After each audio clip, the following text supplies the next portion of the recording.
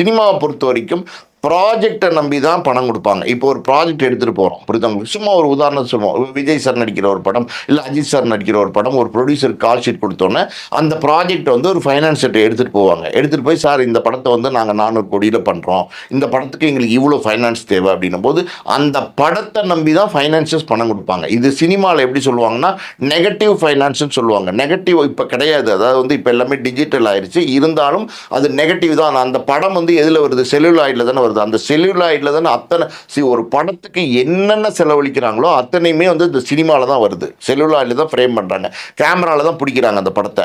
அதனால் அந்த படத்தை சார்ந்து கொடுக்குற கடன் தான் நெகட்டிவ் ஃபைனான்ஸ். புரியுது அவங்களுக்கு? இந்த நெகட்டிவ் ஃபைனான்ஸ் கொடுக்குறவங்க என்ன பண்ணுவாங்கன்னா, இந்த படம் வந்து ரிலீஸ்க்கு முன்னாடி இந்த ப்ரொடியூசர் வந்து இந்த ஃபைனான்சர்கிட்ட வாங்கின கடனை வட்டியோட திருப்பி கொடுத்துருவார். கொடுத்தோன்னா அந்த ஃபைனான்சர் வந்து எனக்கும் இந்த படத்துக்கும் தொடர்பு இல்லைன்னு லெட்டர் கொடுத்துருவார்.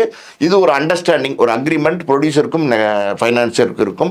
ஸோ இந்த மாதிரி நெகட்டிவ் ஃபைனான்ஸ்க்கு பொதுவாக கொலாட்ரல் கிடையாது. வீடையோ இல்லை வந்து நிலத்தையோ இல்லை வேறு எதையுமே வந்து கொலாட்ரலாக கொடுக்க வேண்டிய அவசியம் கிடையாது. பல இடங்களில் சினிமா ட்ரேடில் இப்படி தான் இருக்குது, இப்படி தான் நடந்துக்கிட்டு இருக்கு.